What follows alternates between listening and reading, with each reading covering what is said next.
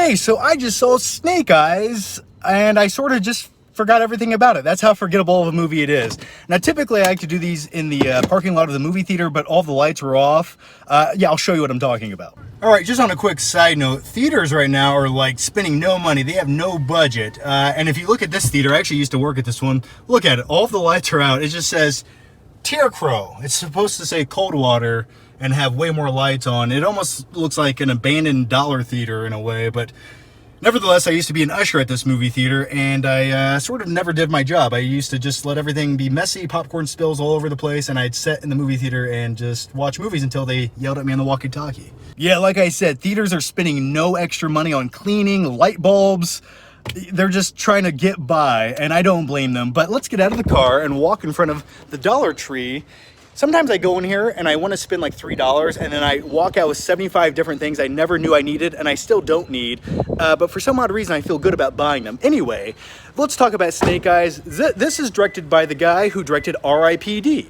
Now, R.I.P.D. to me is one of the most forgettable, terrible movies I remember watching in the theater. I remember falling asleep like 25 minutes into the film, and whenever you have a movie with Ryan Reynolds, who's highly entertaining, funny, and Jeff Bridges, well, hey man, there's a beverage here, and it's boring. It just, you failed somewhere along the way. It just felt like the poor man's version of Men in Black, and it felt like it should have came out like 1999, but for some odd reason it came out like 2013 or whenever it did.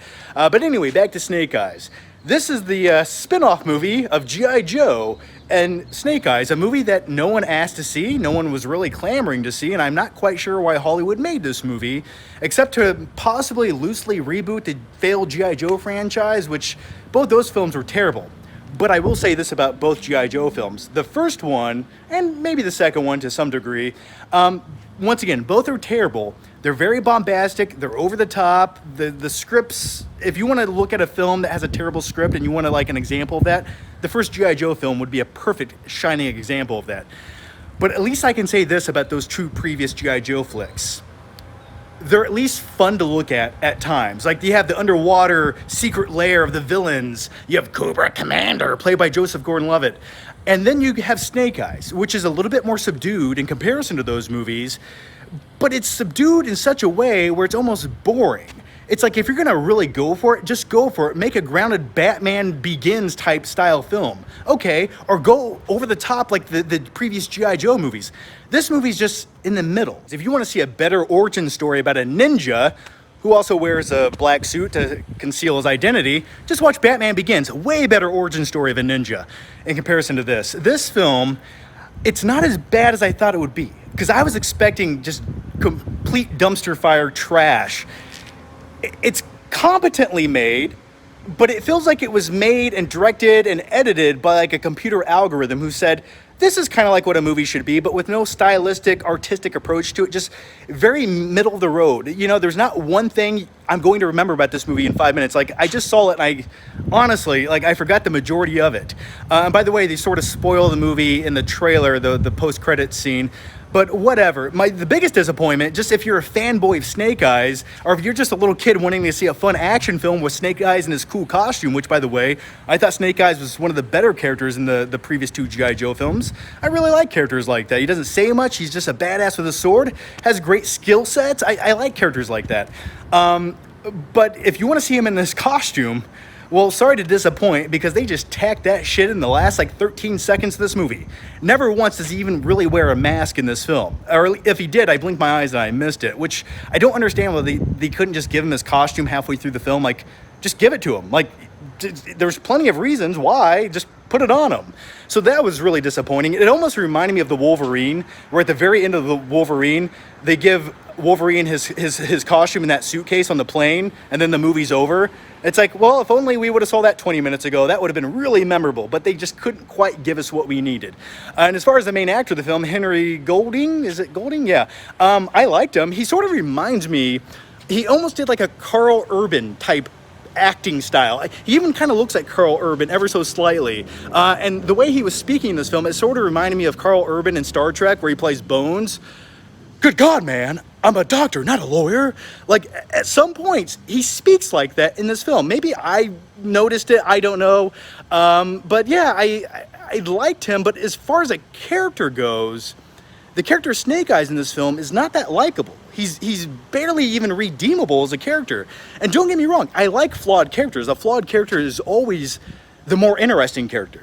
But if you're going to have a hero by the end of the movie, like, make me feel like he's a hero, like he overcame something and he's like the good guy that we all need, never once do you really get that vibe in this movie, which was bizarre. Like, I didn't really like anyone in this movie.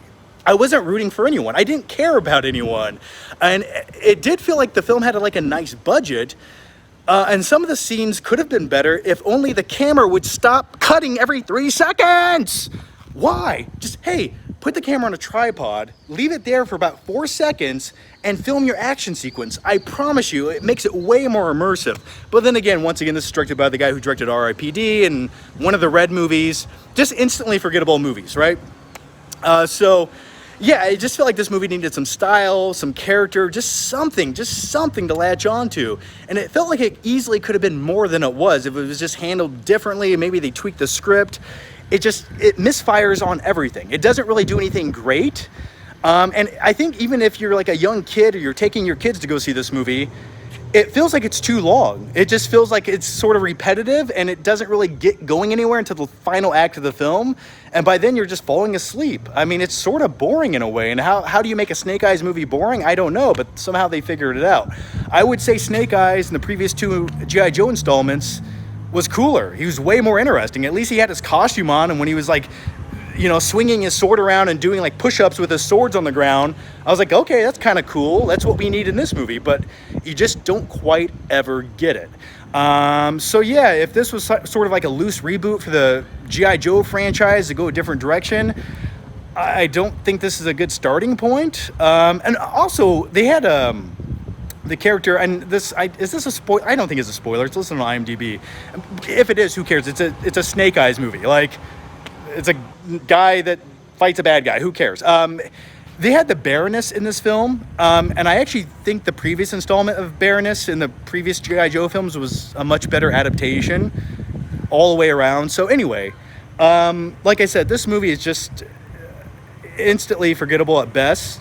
I just wish I had some kind of like fun visual style. I mean, take some like, I don't know, inspiration from like kung fu movies from the 70s or something, and like adapt that to a Snake Eyes movie. At least it would have like a cool style and tone to it. But this movie, I don't know. This movie could have came out in 2004. Like, you could just tell me this movie came out in 2004 and I'd be like, yeah, I believe you.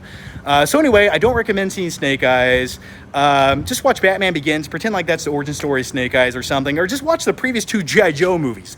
And that's I never thought I would say that. I truly never thought I would recommend those movies, but at least they're fun to look at. And like, they have Channing Tatum in them, so there you go. So anyway, guys, those are my quick thoughts on Snake Eyes. Yeah. I'll see you guys next time. Oh, by the way, if you guys like these early reaction videos right out of the theater, let me know down below. I enjoy making them. They're a little bit more visceral. They're just, you know, they're not pre-planned. I can just go for it. I really enjoy it. Someone's looking at me weird right now. So I'll let you guys go. Leave your thoughts, your opinions down below. What do you think about Snake Eyes? Or what is your favorite origin story of a ninja? I'd honestly say Beverly Hills Ninja is a better origin story than this. All right. Take care, guys. Bye.